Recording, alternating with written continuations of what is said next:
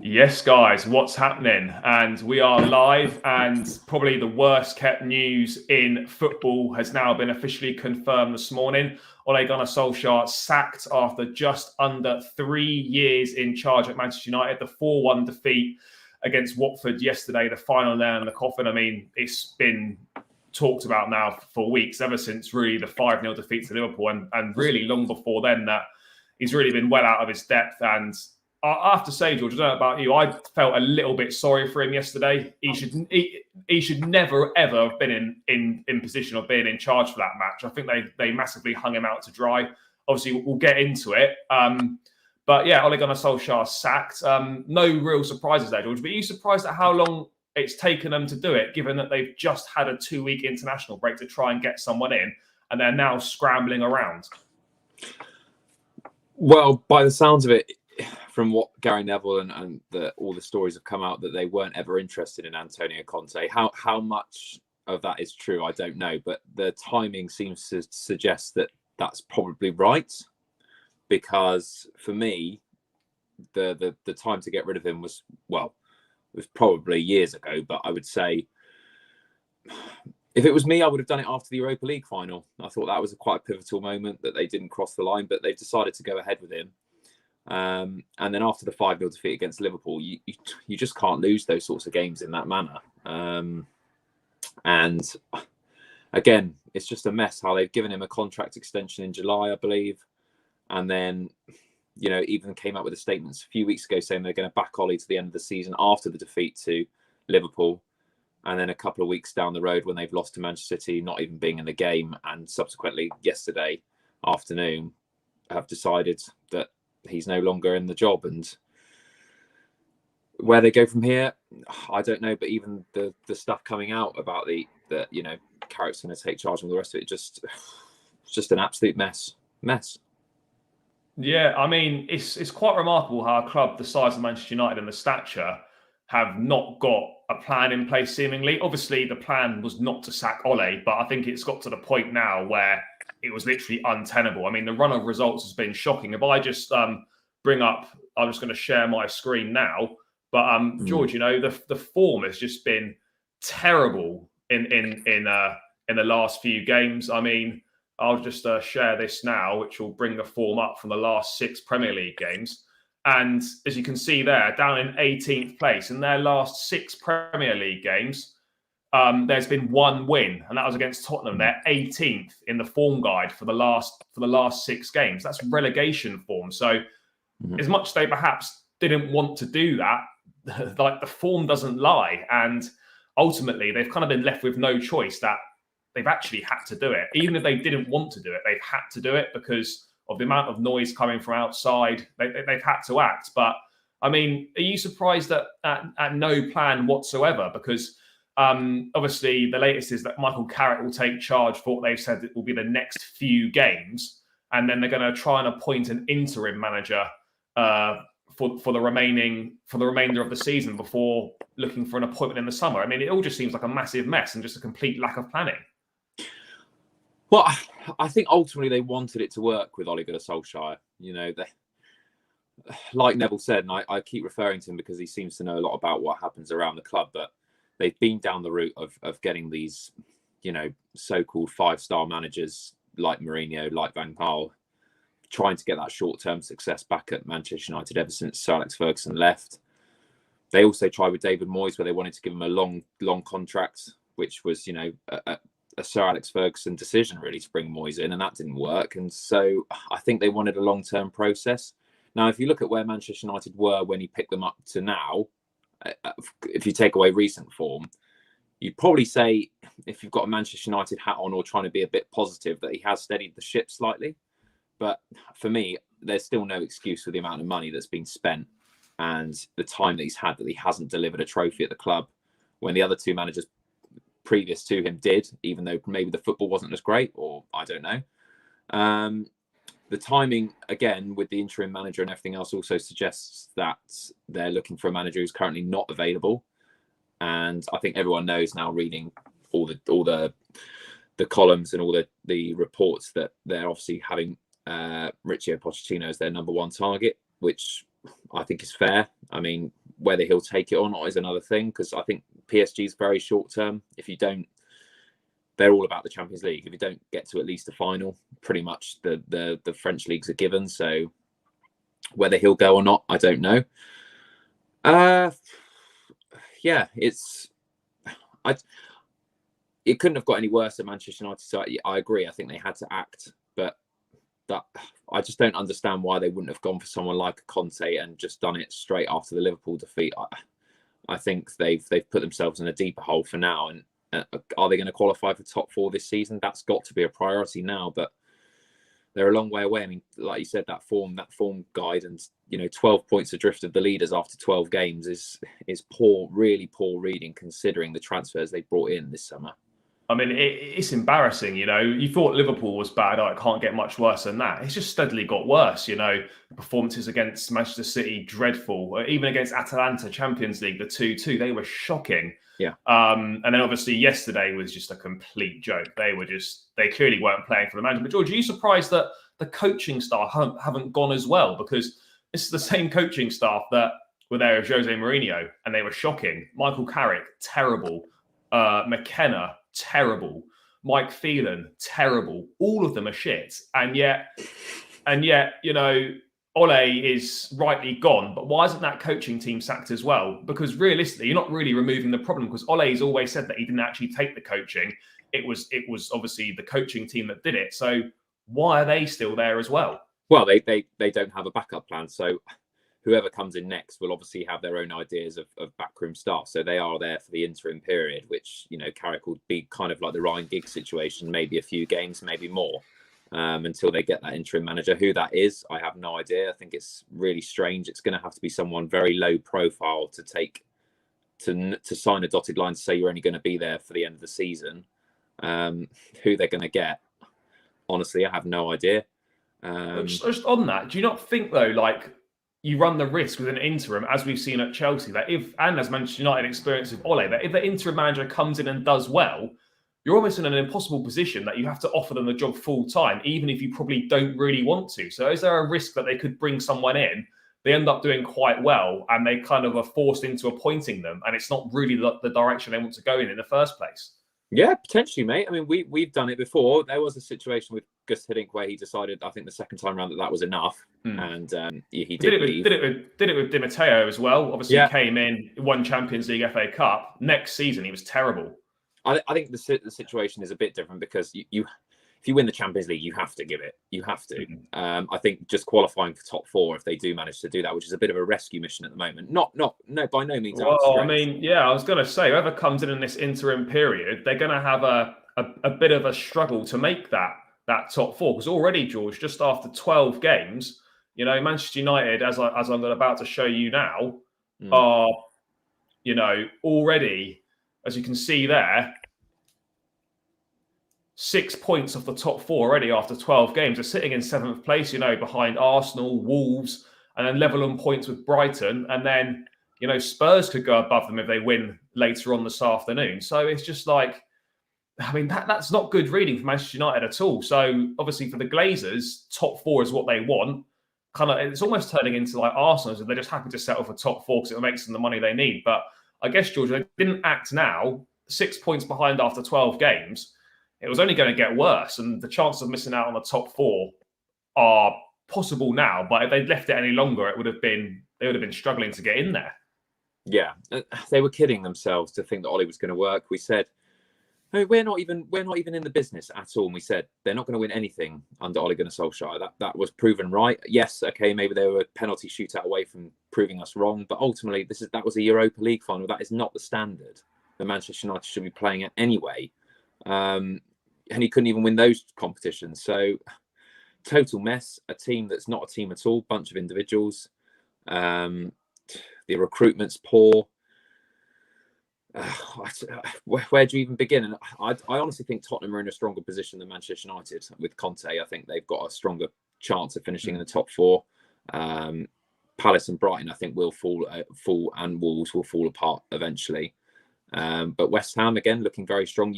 Chelsea, City and Liverpool will certainly make 3 of the 4 positions. So really, they're in an absolute rescue mission to get that top 4. And you almost wish that they don't because they deserve not to finish top four and to get what's coming to them. I mean, as you say, mate, I know it's only 12 games, but to be 6 points off already, and with very good sides in and around there, obviously Tottenham could be resurgent under Antonio Conte. The likes of Wolves playing very well, Arsenal, West Ham and stuff. It's no guarantee that United are actually even going to make that top four. And there's no guarantee that an interim manager, who is probably not going to be someone of the highest caliber, it's likely to be someone that's out of work and someone probably a bit older, that United, even with this interim manager, will actually improve much at all. You'd expect a bounce, because I think that the players will slightly be relieved of pressure slightly with the ideas, and will be able to just play their own game. But certainly weren't fighting for Ole yesterday, were they? I mean, they say they're all together, but their own captain getting sent off with 2 fouls that were quite clearly avoidable, and then the interim manager appointment is going to be very, very interesting to see who they bring in. I would personally love to see someone like Roy Keane, because he talks a good game. I'd love to see him actually get in there. Mate, the club would never ever go for that. But to be honest, he's someone that they need. He needs someone, no bullshit, goes in there and says, "Look, you're playing for Manchester United. Sort yourselves out." I'm not saying that he's a good manager. I'm not saying. I mean, he's had roles. Yeah. No, I was going to say though, I get what you mean. Like with an interim role, you are scraping the barrel a little bit. I know it's Manchester United, but it's quite hard to get someone to come into a mess in the middle of the season and then know that they're only going to be there for 6 months and then they're going to be on the bike. I mean, it's quite who do you get of quality that's going to come in and do that, kind of raise the spirits, get a bit of a reaction from the players? It's a very hard thing to do, and it just makes you wonder why they haven't had a plan in place so they're not in this mess. Because now, by putting Carrick in charge for the next few fixtures, whatever that means, is them just trying to buy themselves some time because they haven't got a clue what to do next. Well, I wouldn't be surprised if Carrick, if he did well, was given the interim offer. That's what I'm thinking at the moment. If he did well, I'm guessing that's what they'll offer him until the end of the season, like kind of similar to what they did with Ryan Giggs. Do they bring in the next player? I mean, I know it's not going to be Gary Neville. Obviously, he's already ruled himself out, and I don't think they'd approach him anyway. But is it going to be another case of the 92 gang? Is it going to be...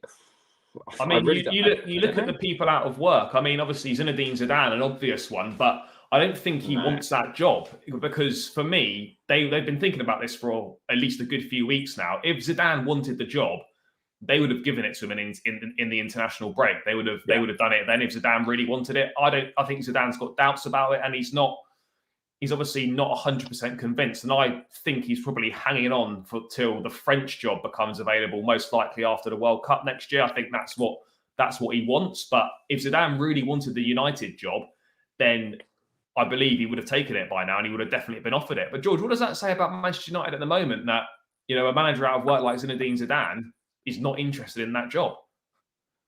Well, they're not the Manchester United. It's a danger. I think there's now a fear element of taking that job. There's also, it's a tempting one because there's so much that can be done. I think it's still got that. It's still got the draw. I don't think I still don't think they'll have an issue of drawing players or managers to Manchester United. I just think they're in a sticky situation as of now, if we're talking present time, just because, like you said, of that short gap where they've got a rescue mission in the league. They're still in the Champions League, but mate, all I'll say is, and I know Manchester United are shocking at the moment, but all I'll say is stranger things have happened. I mean, Chelsea have been in dire straits. Look at Frank Lampard, for example. All of a sudden we win the Champions League. I'm not saying that Manchester United are going to win the Champions League, but what I am saying is someone who comes in and changes and lifts the mood of those players, if they can get a tune out of the players that are there and they start performing, Manchester United have got quality players that can win big things. But I definitely agree with that. But again, is the person of the right quality and the right man management skills actually out there and available to come in and do the job? It's very different. Obviously, Thomas Tuchel, a top level manager, proven to come in. That's totally different than getting someone in on an interim basis. I mean, the likes of someone like Ralf Rangnick, who's been at Leipzig before, been at Spartak Moscow, is very highly thought of in the game. He's someone that they could potentially get in on an interim basis. But, it's hard, and it's clear that they've not planned for this. But George, given the fact that I know it was kind of a COVID affected season, and as rival fans, it doesn't, like United coming second last year, not really much of an achievement. But nonetheless, it was a second place finish in the league. You had Jadon Sancho, Rafael Varane, and Cristiano Ronaldo. Are you surprised at how poor United have been this season, given the fact that I actually don't think they've played well once this season, despite winning a few games? Yeah, but I think you've said it numerous times to me personally, and probably on the channel. It's just paper over in the cracks. And what we mean by that is they brought in these high-profile players, big money, but Manchester United have always been able to do that. And just bringing in Ronaldo, okay, great for shirt sales, great for you've got a world-class player on your hands, but it doesn't make a team, and it doesn't make. Again, if the like you said, if the coaching's not up to scratch, it doesn't matter what type of players you've got, because if you can't motivate those players or have an idea or an identity on the pitch, what have you got? And Manchester United have been a mess ever since Alex Ferguson left. I get the David Moyes appointment. I don't think that they regret that because they thought, with he was ready for the step up. He had a really solid, consistent basis at Everton, and it didn't work out. Didn't give him enough time, perhaps. Ole has definitely had enough time. So for people who are saying they're sorry for him, I'm not sorry for him in the slightest. He's had loads of money to spend. He's had every single opportunity, and he's just not good enough. For me, Frank Lampard was good enough, but just maybe the job too soon. I still think Frank Lampard will be a good manager. Ole, I mean, he has the same credentials as I do to go for a job like that. Like, honestly, he's got Cardiff relegated, and he managed in the Norwegian league. Yeah, I mean, how does that give you? Yeah, the credentials are laughable. I mean, how he ended up with the job, I can understand why they went with him on an interim basis in the first place. But, I think they were just hoping it was going to work. They kind of thought, I reckon the thinking with the board was, well, we've gone down, tried and tested. That hasn't seemed to have worked. So why don't we just try like a club legend and try and make that work? But, at the top level, if you're not good enough as a coach tactically, you're going to get found out. And ultimately, Solskjaer was found out. And I think in a similar way to Lampard, not having any experience in his coaching team is a big, big mistake. I know Mike Phelan's been there under Sir Alex Ferguson, but he doesn't really seem like much of a character, I don't think he's a very good coach. And you've got guys that are learning on the job, Michael Carrick and Kieran McKenna, who was an academy coach. And players have said that, his training sessions are resembling what you'd expect in academy football. This is Manchester United Football Club. You've always had the best in the business in whatever roles they are. Why are those standards dropping now? Can you believe how badly the Manchester United standards have dropped? No, but it's a unique situation because you look at Arsenal, for example, look how much they've dropped. I mean, they're probably looking back at Arsene Wenger now and thinking, what on earth have we done getting rid of him? Because they were all saying Arsenal out, but he was consistent, got them top four pretty much every time, won them a lot of stuff. And all of a sudden now their recent form's been good, but they've been in dire straits for about a decade now. So it's hard because Chelsea can't really comment because we haven't really had a long-term manager ever. Like even before Roman Abramovich, we've never really had someone who's lasted a long time, and the model works for us. Manchester United have had to replace a legend who has literally built that club from the ground up, and it's never easy to do that. But I think the reason why they went for Ole is because he quietens. He's a safe option. He's an arse licker. Says the right things in front of the press. He's a yes man for the board, basically. Yeah, he says exactly what they want. Yeah. And Mourinho and Van Gaal weren't. They did win trophies. And ultimately, so what do you want? You have to look at it. Ultimately, Manchester United are a club associated with winning trophies. And ultimately, Solskjaer's gone in. Yeah, okay, look, things are pretty toxic under Mourinho towards the end. But Ole come in, I suppose you could say he steadied the ship. But ultimately, with the amount of money he's spent, over £400 million in his reign, and to come up with absolutely no trophies is pathetic. I'm sorry. It is so poor. With the squad and the players he's had at his disposal, the backing he's had, as I've just said, to not deliver a trophy in just under that 3 years is so poor. Mm-hmm. Because Van Gaal and Mourinho had probably worse squads, but got trophies. But Manchester United are obsessed with this image where they have to be perceived as like doing everything correctly, and Chelsea Football Club under Mourinho were hated by everyone, but we don't care, and neither did Mourinho because we were winning stuff. I don't care if we play the shittest football on the planet. They've got this obsession where they have to play good football. Like It's like Arsenal the do. United DNA. It's like the best Like, thing Manchester what is United to this? do. They need a cultural reset. They're just living in the past, The Ferguson era, that's done. Class of '92, Yeah. done. All that's done.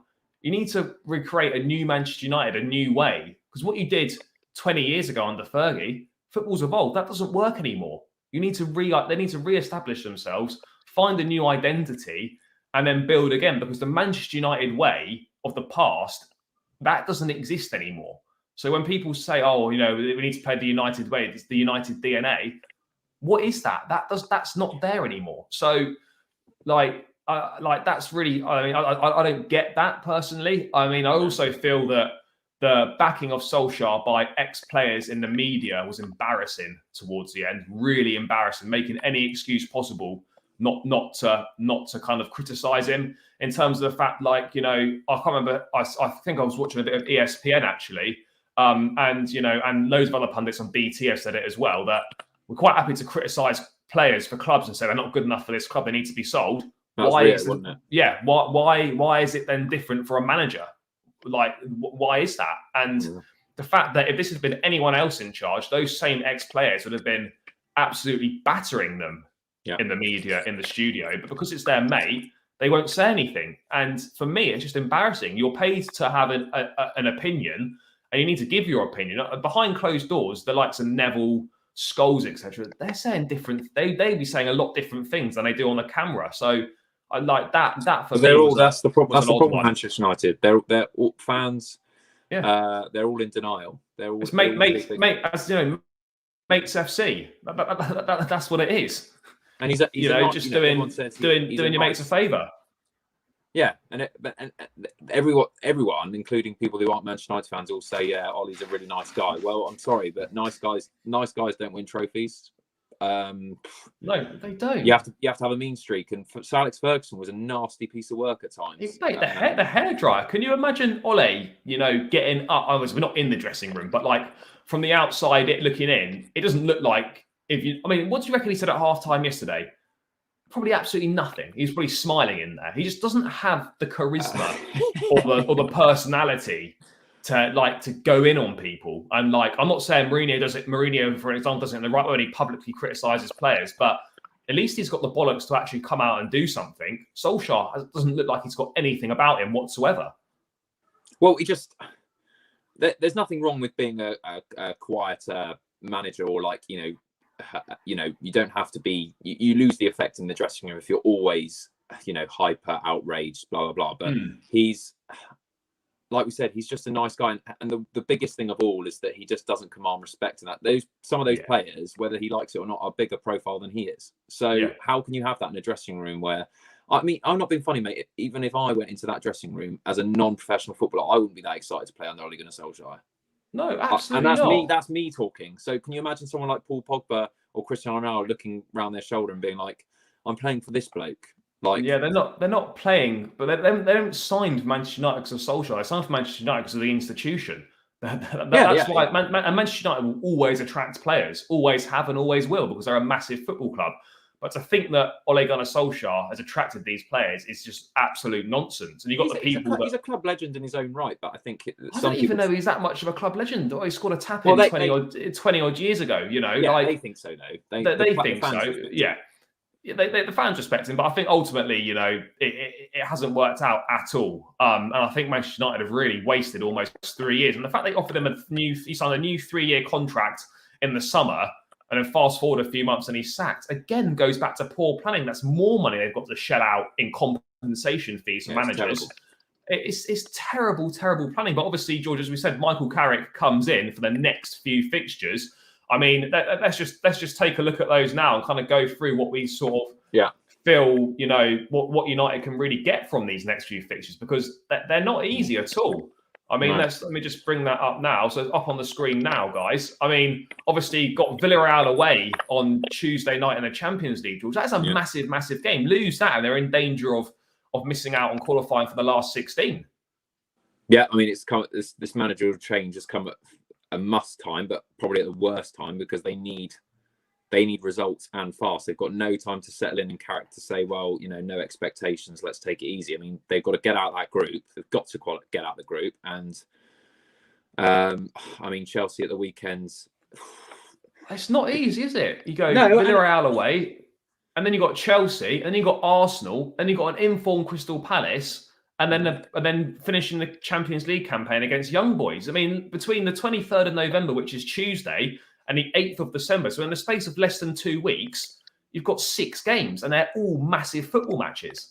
Yeah, but I would expect I mean, we saw it yesterday. I know Villa and Norwich have got new appointments, but they both won at the weekend, and that just shows that even just changing it can help, and I think it will help them. So from a Chelsea's point of view, I'm annoyed that he's still not in charge for that game, because we would have won if Ole was in charge. Now they'll be up for it more, but mate, they're not easy games, and no. Their whole season now depends on basically that block of results, because if they lose to Chelsea and Arsenal and Palace, which is very possible, they can almost forget top 4. If they lose to Villarreal, they've got to get something.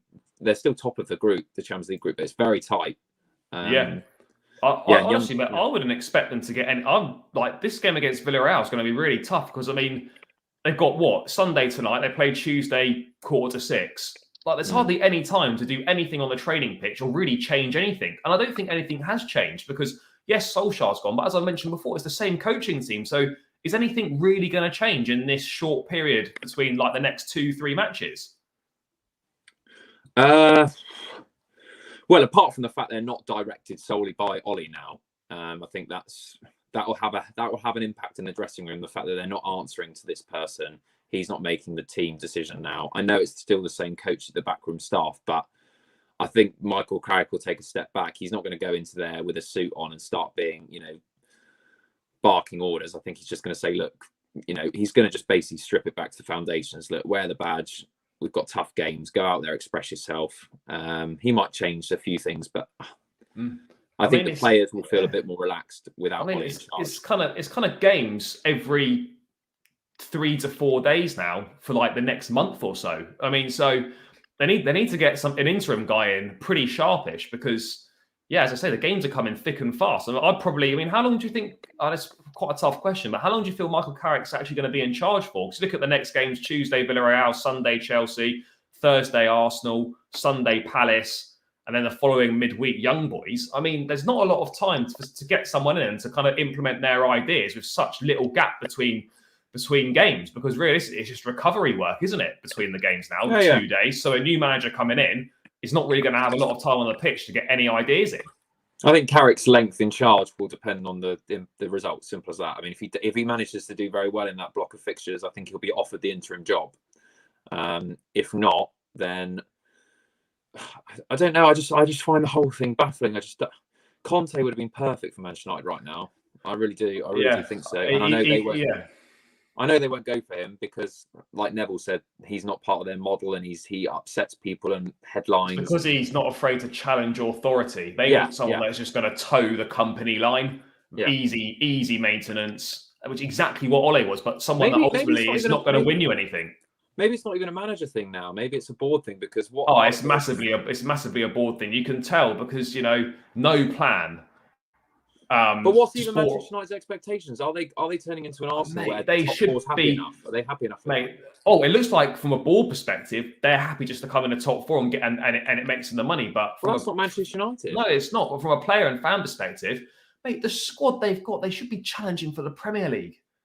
Look at the money they've spent on these players. It's a good quality they've got. It's such a good squad. In the right hands, that is a dangerous team.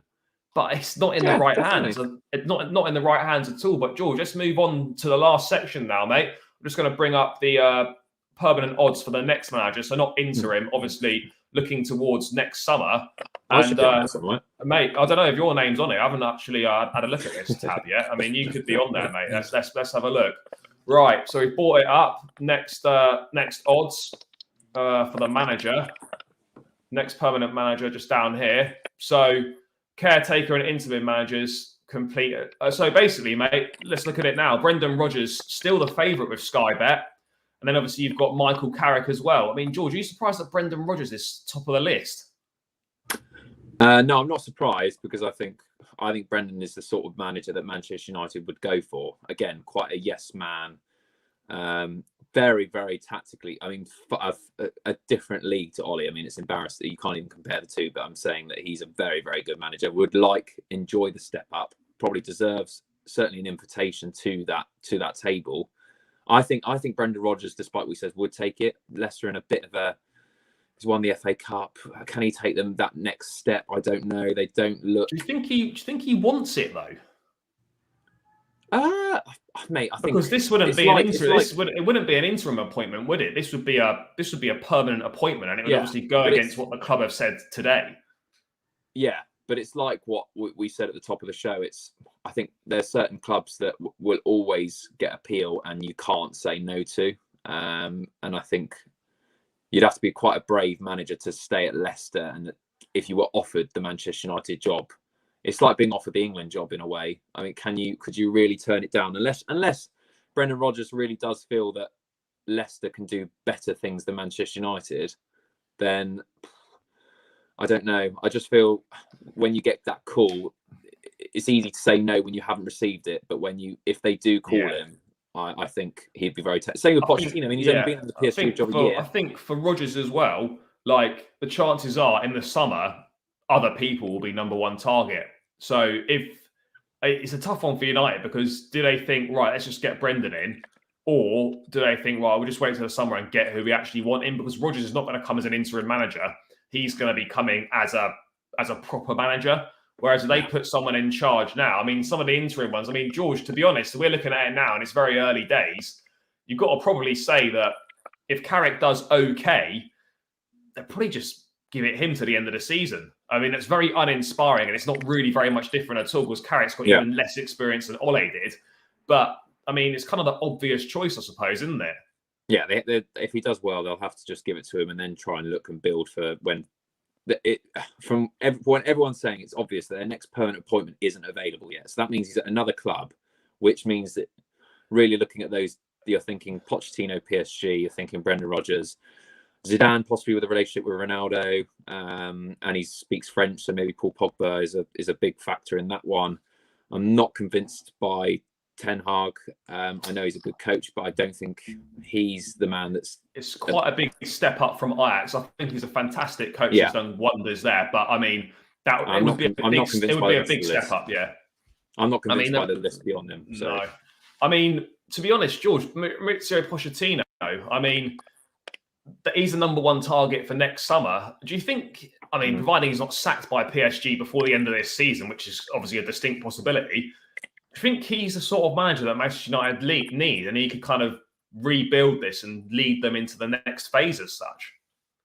I rate Pochettino a lot, and I think he's probably favourite because of the fact that it's literally Champions League win or bust for him. If PSG don't win the Champions League with the players that they've got, then he's going to be under pressure at Paris Saint-Germain. There's no doubt about that. So, and again, he's only been there a year, and people will say, yeah, he'll probably keep going. But really, when he gets called up for Manchester United, I think that he didn't want to leave the Premier League in the first place. Wanted to stay at Tottenham.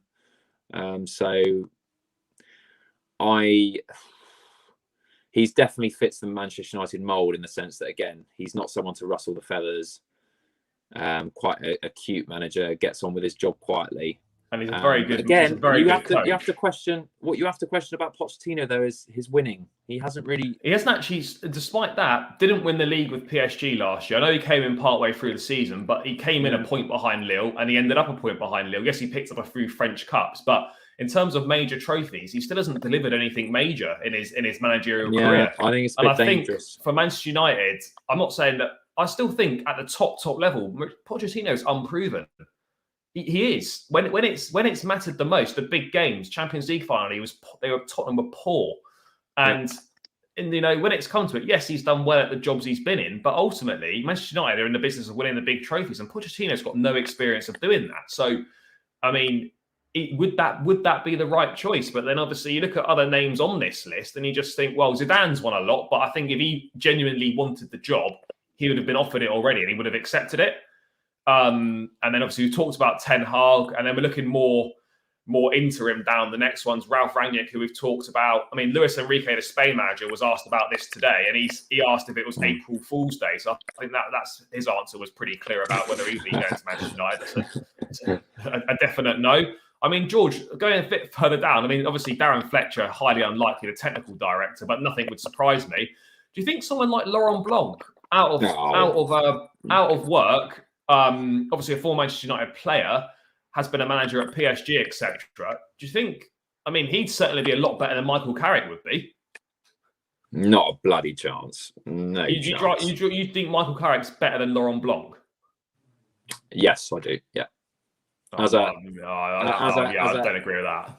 Well, again, it depends on results, doesn't it? I mean, if Michael Carrick does well, then I think he deserves not the next permanent manager role. I'm not saying No. I don't think either of the. I don't think. But to be fair, the end of the season's a long way away. You know, if Carrick does well in sort of 4 or 5 games, to give Carrick to the end of the season from end of November, start of December, that's a long stint for someone who's got no experience. Which makes this whole thing a complete mess. Because why when they backed him literally a few weeks ago and said, look, the Liverpool result doesn't matter, we're backing him. You just got to back him then. Like, yeah, I don't see the point in then getting rid of him. I know it would have just. I think it's impossible not to. Yeah, they had to act, but they've just put themselves in this mess because they should have just said at that point in that 5-0, no, that's it, and then they could have got Conte by that time. Yeah, but I think if they were serious about winning, they would have employed Antonio Conte. If you want to win stuff, sometimes you've got to employ people that actually might rub you up the wrong way a little bit, but ultimately it'll be a successful partnership. And Conte and Manchester United would have been lethal, I feel. I think he would have really got them. I still don't know why Mourinho got sacked. Well, yeah, mate, got sacked for a lot less than Ole did. I know the football wasn't vintage, but so what? Mourinho's football's never been vintage, really, but he's won things. But he wins, yeah. I mean, George, I guess... I mean, do you think, just to round off, mate, do you think Carrick's got, next 4 or 5 games to try and lay a claim to it? Or do you think they could be working on someone pretty quickly and we could see someone in place? I mean, you'd find it, I think they've already said that Carrick's in charge for the next few, so I'd expect him to be in charge, definitely for Villarreal, obviously for Chelsea on Sunday. But then going into the following week, I mean, it's kind of anyone's guess, really, isn't it? It's a really hard one to call. I stand by it, I think, because of the difficulty of the fixtures. I think if Carrick did do well in those fixtures, I think he should be and probably will be offered the interim role to the end of the season. I wouldn't be surprised if Carrick took them to the end of the season, but no chance he's even if he won a trophy, which is would be unbelievable. But we've seen it at Chelsea. To be fair, who would have thought Di Matteo would have won the Champions League? Which I know we've got a different squad. I know it's a different time, but you know. They've still got the players to win something big. I don't make no mistake about that. And he would definitely not get the appointment of permanent manager. That's for sure. No. And I expect it's a toss up for me between Zidane, Pochettino, and Brendan Rodgers. And I know probably that's the obvious. If it was me making the call, I'd probably give it to Brendan. Yeah, for me, mate, I think, look, you look at it now, interim, yes, Carrick. If they're going to get Brendan Rodgers, I would imagine they've already tried to speak to him before and he's not been interested. They might try again. But Zidane would be quite lush, though. Ultimately, I think Zidane would be a good appointment. But again, he's out of work, so he'd be an easy one to do. Yeah, I think they would have already tried that. And unless they can go back to him perhaps with a better offer or more convincing for him, I just feel that Zidane would have already been appointed. So, well, maybe, but sometimes it takes time to get the personal things sorted out. Maybe, but ultimately, I think come the summer, it's going to be a toss-up between Ten Hag, Zidane, and Pochettino, really. I mean, now to the summer is a long time. You don't know which manager's going to get sacked, who's going to come available. Yeah, you're right. You could get. I mean, it's a tough one. Do you wait? Do you wait, or do you just have to act straight away? I think the longer United wait, potentially the worse it could get. They need to get someone in there that knows what they're doing. But yeah, ultimately, it's a massive mess. They've not planned for this, and sadly for us and the other 19 teams in the Premier League, Ole is no longer at the wheel. The wheel is well and truly fallen off, discarded on the hard shoulder somewhere. But United still not out of the woods at all. They've still got that shocking coaching team in charge. Michael Carrick takes them forward. But I mean, yeah, guys, that's just obviously myself and George's thoughts. As always, let us know your thoughts in the comments below. Smash a like on the video, click that subscribe button. We really appreciate the support, guys. And we'll catch you in the next one.